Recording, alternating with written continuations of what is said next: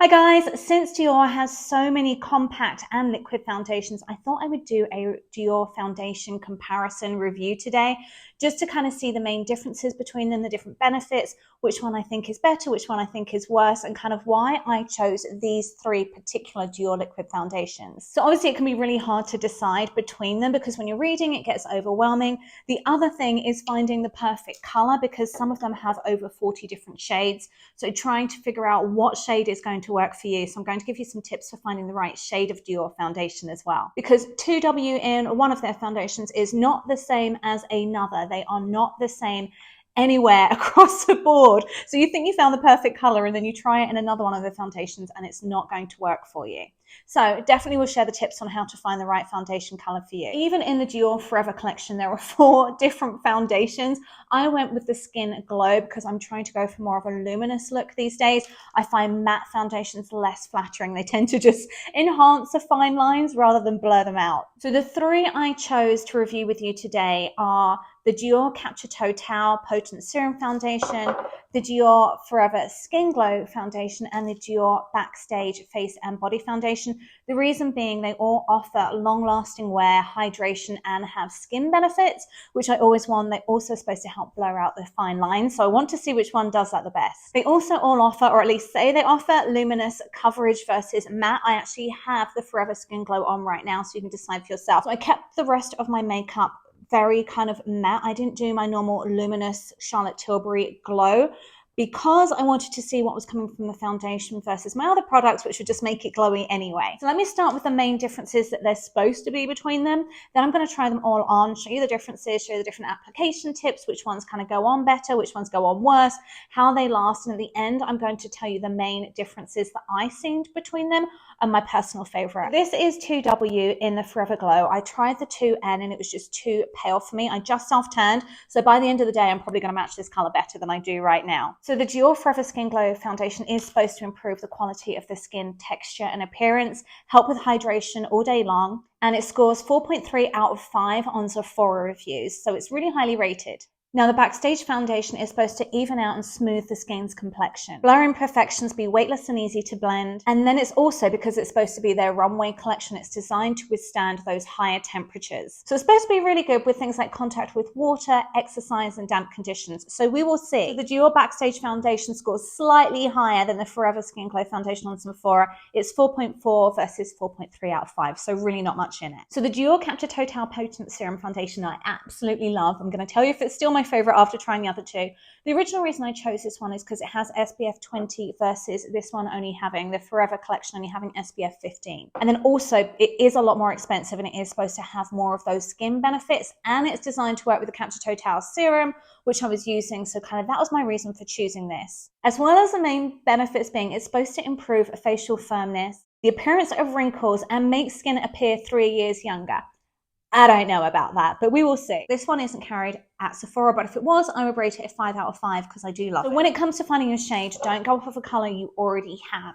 Look at what they're showing. And then Dior recommends starting by finding the intensity of your skin, starting from 0 being lightest all the way to 9 being darkest. And I tend to tan a lot, so I tend to go for a darker color. My Capture Totale is a 3W, which looks very dark for me right now. When I'm tanned, this works really well. Then you have to choose your skin undertone. If your skin rarely tans, you're going to be that cool rosy, so C or CR. Also, you can look to see if you have blue veins. That tends to mean you're going to suit the cooler colors. If your skin tans fairly easily, which is me, you're kind of going to be more of a neutral. Your veins are probably also going to be more a mix of blue and green. And then if your skin tends to tan really easily, you're either going to be a warm peach, or a warm olive. And people like that tend to have more green veins. Now, I actually prefer the warms on me. I don't know why. I don't find like I tan particularly easily. Maybe it's because I use a self-tanner, but I do find the warms sit better on my skin. I find their neutrals a little bit pink. Can you see there? So this would be the warm. This is the neutral. Let me put them in front of the wall so you can kind of see. It's very, very slight. This is the Dior Capture Totale Super Potent Serum Foundation with SPF 20. It's the one I currently use and it's in shade 3N, which is a little bit dark for me in winter, but I normally self-tan. It's just because I've been using tretinoin. My face is a bit lighter, so it does look a bit dark at the moment. So the reason I chose this one was originally I thought it was the only one with SPF benefits because it's the only one that Dior lists on their website as having that SPF 20. When you start reading some of the other details on Sephora specifically, they do note that the others are SPF 15. So they do have some SPF coverage if you're looking for that. The main reason I chose the Capture Totale Super Potent Serum Foundation was its skincare benefits. Having more mature skin, I wanted something that wasn't just makeup. Like I said in other videos, I've been really looking for ingredients that are actually active and do something and help the appearance of the skin, not just kind of cover it with some color. The Capture Totale foundation was really created to have 4 main benefits for helping with a youthful complexion.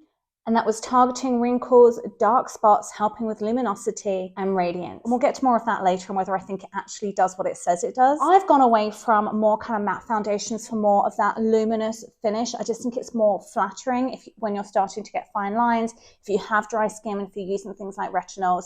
So that's why I went for the luminous coverage, which all of these foundations have. And my skin has never felt dry using this foundation. It also holds up really well. Often when I read claims that things will last 24 hours, I'm never going to put them to test for 24 hours. I'm not going to sleep in them.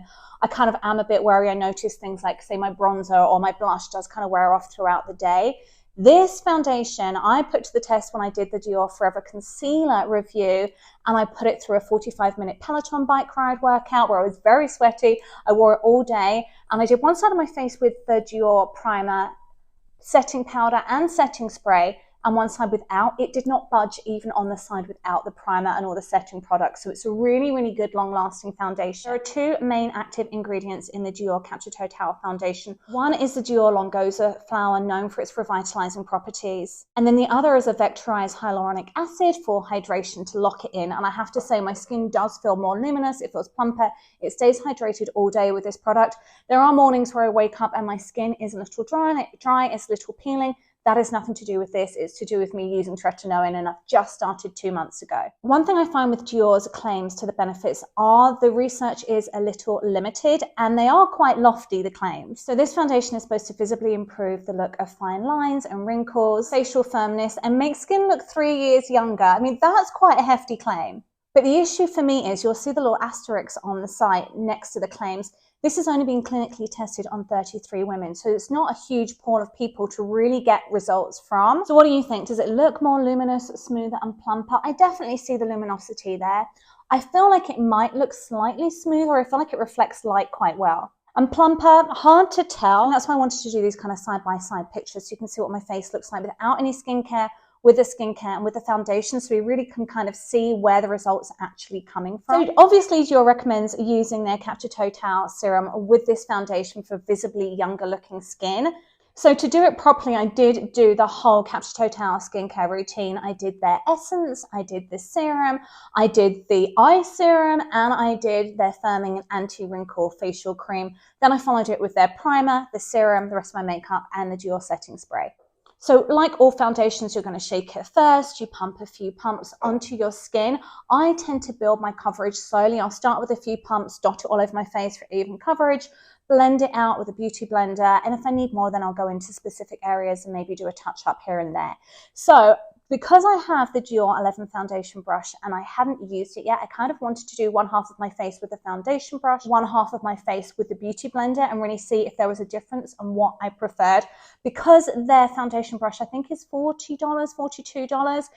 It's expensive, so I want it to work. And I actually found it kind of put too much product on and it streaked. I found it very, very hard to work with and very hard to build my coverage. I actually prefer Beauty Blender for the application of the Dior Capture Totale foundation. One thing I find is, if I come in really close, it will settle in fine lines around my forehead and in my eyes. So I tend to just pick up the skin, and then while it's still wet, I'll smooth it out of the lines, either with my finger or with a beauty blender. And then I would gently dab some loose powder over there just to set it in place. And I just find that helps it crease less and settle in the fine lines less. So I absolutely love this foundation. It is a more expensive foundation, but I kind of justify it with A, I like the results, and B, I feel like I am doubling up on my serum results then, because it does have the Longoza, it has the SPF, it has the hyaluronic acid.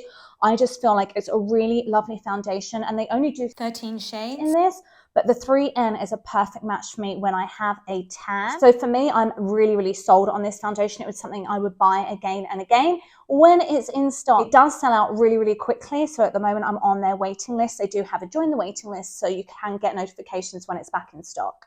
So because the Dior Capture Totale foundation was out of stock in my shade and shades either side as well, I wanted to try a couple of other Dior foundations to see how they compare, also because they were cheaper. So I wanted to see how they compared benefits, cost-wise, how long they last, shade color matching, and all of that stuff. So this is a Dior Forever Glow foundation compared to this bottle. It has a silver cap. I find them both hard to kind of keep clean because of their highly reflective, glossy surfaces. These are the two different colors. They're both from their warm. This is a 3W, this is a 2W. I got the lighter color just because I'm not very tan right now in this one, and this was plenty dark enough for me.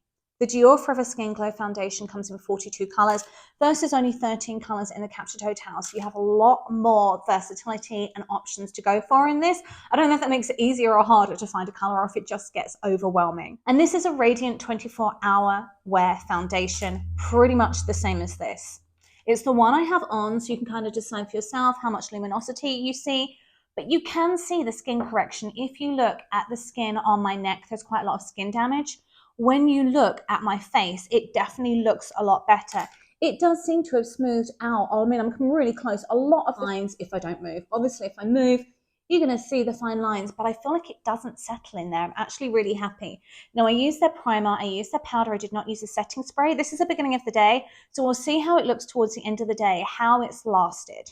It does have SPF 15, so not SPF 20 like this one, but SPF 15, and honestly, I don't really look for too much SPF, UVA, UVB protection in my skincare that this has, because I'm going to be topping it up all day anyway. It's not going to give you all day protection. You're going to have to get your sun protection from somewhere else. It's designed to improve the quality of the skin and texture, and like I said, between the neck, décolletage and face, I definitely see an improvement. And it was also supposed to improve hydration throughout the day. My skin was pretty dry this morning. I actually did an oil mask whilst I was spinning to try and help, because I've been using the tretinoin to try and help with the moisture. But my skin does not look dry. It feels plumped, it feels hydrated, so we'll see if that's still true at the end of the day. The Dior Forever Skin Glow foundation definitely feels slightly lighter and thinner and slightly runnier than the Capture Totale foundation, which feels thicker. It is easy to blend out, it is easy to apply, but I just find the Beauty Blender applied the makeup so much better. It was easier to build the coverage, it didn't streak. I tried dabbing it on, I tried long strokes, I tried circles with the foundation brush. I just could not get that to work for me, to get that foundation to apply nicely. So far, I have not enjoyed using their foundation brush at all, but we'll see how it does with the Backstage foundation. And what I really like about these two Dior foundations specifically is the amount of skincare in them. This is 86% skincare out of the ingredients. It's not just color and coverage. There's also no parabens, no aluminium salts, no BHA or cyclic silicones. So I like that in the formula. And I live in Vegas, so something that's good for resisting hot conditions, great. I'm going to go to Bali and Singapore in the summer, so something that resists humidity, another good factor. So Dior's recommendation for how you apply this foundation is to start applying the foundation by dabbing it onto the areas that require correction. I'm doing my whole face, it's foundation, not a concealer, and then blend by smoothing. Now, I'm doing half the face with their foundation brush, half the face with my Beauty Blender, because it does say for even coverage over the entire face, you can use a foundation brush. So I'm using the Dior brush number 11. Because it's 24-hour, it says it means no touch-ups are needed during the day. So again, that's why I want to see now and later.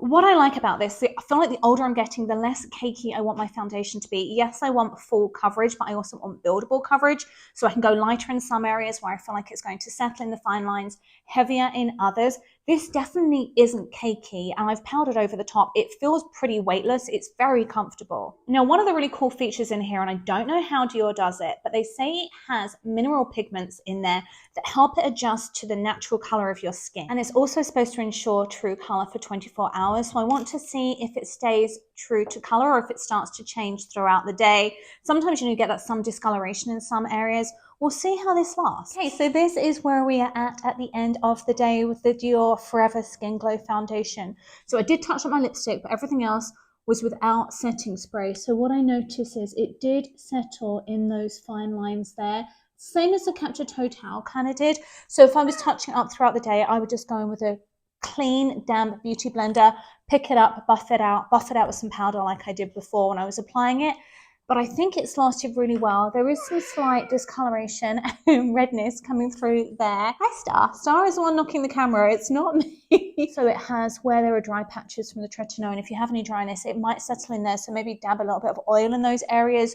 Use your setting spray, and I think you're going to get really good long wear coverage out of it. But it stayed luminous, it stayed true to color, it stayed hydrated. I feel like it's lasted pretty well today, especially considering I didn't use the setting spray. So this is actually really competing with this now. The reason being it's a lot cheaper. It comes in more shade options.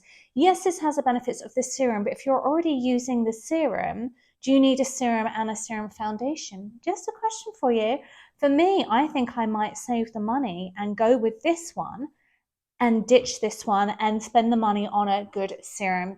Keep the Capture Totale serum, do this as a combo with it. But we'll see how the Dior Backstage goes. So this is the Dior Backstage Face and Body Foundation. It's by far the cheapest out of all of them. It's only $43 versus the Capture Totale being over $80.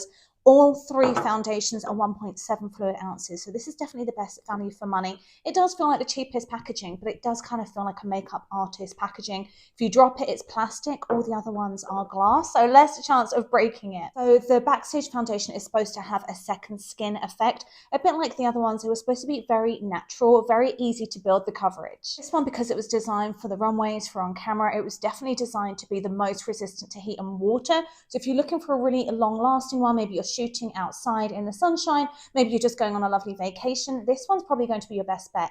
It also comes in 43 shades, so lots of options, and I actually have to say this was the best color match for my skin, and it's the only one I'm using a neutral in. So like I said before, the colors do not match up. This was a 2W, this was a 2N. I tried the 2W, it was too yellowy for me. The 2N was literally an absolute perfect match on my skin. So color match wise, I found the Dior Backstage foundation the best. So application wise for the Dior Backstage foundation, this was one of my favorite to apply. It was the same kind of lightweight, more runny texture like the Forever Skin Glow. It's not as thick as a Capture Totale, and I applied it like I was doing before with the others, one side of my face with the Dior foundation brush, one side of my face with a beauty blender, and this was the only one that went on well with the Dior foundation brush.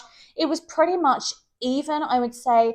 The only reason I said the beauty blender was slightly better was I found it hard to get it not to sit in the fine lines, especially around my eyes with the Dior foundation brush. Obviously the beauty blender brush I just found easier to get in around the tight areas of the nose folds, the eyes and the eyelids, so that was why I still prefer the beauty blender. But I do love how it blended so easily. It was very easy to work with, probably the easiest of the three foundations to work with. It didn't dry down too quickly, it blended really nicely. So coverage wise, it is still supposed to be that luminous coverage. I feel like it's the most matte out of all the foundations, which makes sense if it's designed for on stage, runways, on camera.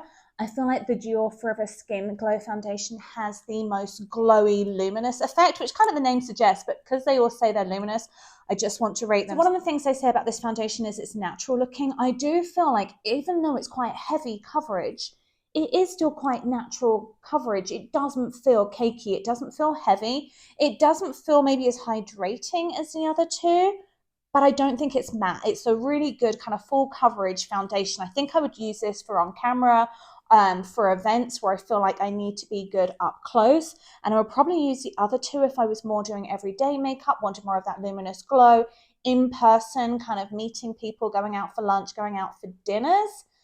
So they definitely all have different uses. Now, I thought the Dior Backstage foundation would be the least natural out of all of them. It's actually made with the most natural ingredients. And then it still does have active ingredients. I know some skincare brands are made for on stage. I'm not going to name them, but that are supposed to be made for professional makeup artists are really not into the skincare. It's all about how they cover. This has both squalene and hyaluronic acid. So even though I said it's feeling not as hydrating as the others, it still has a hyaluronic acid for hydration. It is also non-comedogenic, which I really like about their products because some foundations still aren't. All of the Dior foundations are, so that's really nice. And like all of their foundations, it is buildable coverage. You can do that light, medium, heavy. I kind of found, because it was so runny, I was putting a lot on, even dabbing it on, so I did kind of get that heavy coverage, but I like that anyway. Okay, so I'm going to leave this on all day. We'll do the all day test and check it out at the end of the day and see how it holds up. Now, I have high expectations for this one. It's not only the 24-hour long wear, it does say it's resistant to extreme heat, to extreme weather conditions. It's windy today, it's damp out there today, so we're going to see how it does. This is how the Dior Backstage foundation held up all day, so I feel like it lasted pretty well. Again, I didn't use any setting spray on this, so I have got the shine through there. I feel like it didn't discolor too much. It kept the color quite well. If anything, it got more luminosity, aka shine, throughout the day, but I felt like it held up pretty well compared to the other ones. So the main thing this one said was it's long-lasting wear. I don't know if this held up any longer than any of the other ones. And then the other thing it claims to do is even out and smooth the complexion, which I feel like it's done pretty well. It didn't settle in the fine lines here too badly. So this is how the foundations compare against each other throughout a full day's wear. So in conclusion, which is my favorite Dior foundation? Which do I think is the best? I think it's very personal. There are definitely differences between them. So application wise, I really like how the Dior Backstage foundation applies, especially if you're someone who prefers to use a brush than a sponge. I like that it was liquid. I just was very heavy handed. You could build this very easily. Cost wise, we have the Capture Totale, which is the most expensive, but the most active skincare ingredient. So I feel like if you're really looking for good kind of a skincare, doubling up on your serum benefits, worried about anti-aging, fine lines, youthful appearance, the Capture Totale is going to be for you. If you're wanting more of that luminous, radiant, hydrating effect, I really, really enjoyed the Forever Skin Glow.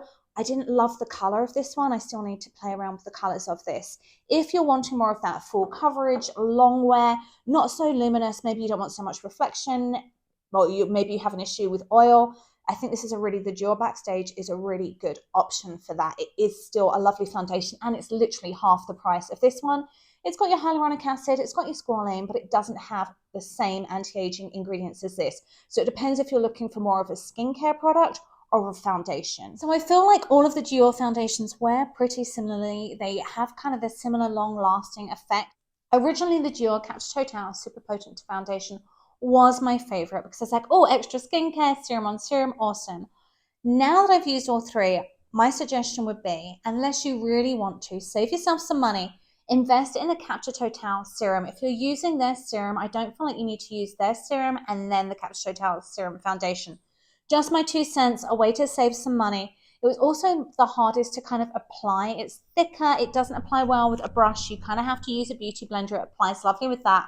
The shades are more limited. There's only 13 shades and it sells out very quickly and it's the most expensive. So I'm kind of skipping that one now. So that kind of narrowed it down to these two, the Forever Skin Glow and the Dior Backstage. They both come in over 40 shades. I just found the Dior Backstage was a better skin color match for me. Application wise, I find they both apply very, very similarly, both lovely to apply, both blend easily. If you prefer applying your foundation with a brush though, I would definitely lean toward the Backstage. The Forever Skin Glow, you're going to want to use a beauty blender. Do they do what they say they're going to do? I feel like they all do what they're saying they do. I feel like they wear the same way. I got the same shine through the T-zone throughout the day. I got the same kind of discoloration coming in through the nose throughout the day.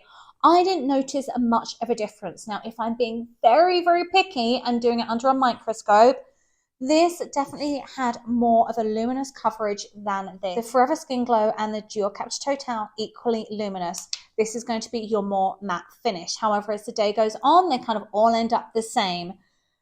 Why I'm limiting it to these two, I would always use a Capture Totale serum now or any kind of Dior serum which plays well with these. I would lean more towards the Forever Skin Glow. The only reason being is I found the Dior Backstage had the same length wear than this. I didn't feel like it lasted any longer. Although you could apply it with a brush, I feel like it still blended better. The color is slightly better for me, but I did find it start to separate a little bit and settle more. I had to stop talking to show you this. It settled more in the fine lines. It settled the most and highlighted the creases and fine lines the most out of all of them. It started beautifully, it shot beautifully, it looks great on camera in the beginning. But if you don't use a setting spray and you don't do touch-ups, I didn't find this as long wearing as I'd hoped. So although the color's the best match, the winner for me personally is the Skin Glow foundation, just because I can get a lot of skincare benefits from it. It still gives me the luminous coverage. It lasted as well as all of the others. The skin color match isn't quite as good as the rest, but I did like the way it didn't settle in my fine lines quite as much as the others did during the day. So that is my favorite. This is also the middle price. If you're looking to save a little bit of money, honestly, for $12 difference, $11 difference, there's not much in it. So my suggestion is, if you have slightly oilier skin and you don't want that luminosity, maybe you want some mattifying, go with this. If you have slightly drier skin, you're using retinols or tretinoin, go with the Forever Skin Glow. It's going to be slightly more hydrating and slightly more forgiving and creaseless. I hope that helped you. If you have any questions, feel free to drop them in the comments below. I'm going to link all of the Dior foundations I used today in the description below. Thank you so much for watching. If you like this video, don't forget to give it a quick thumbs up and subscribe.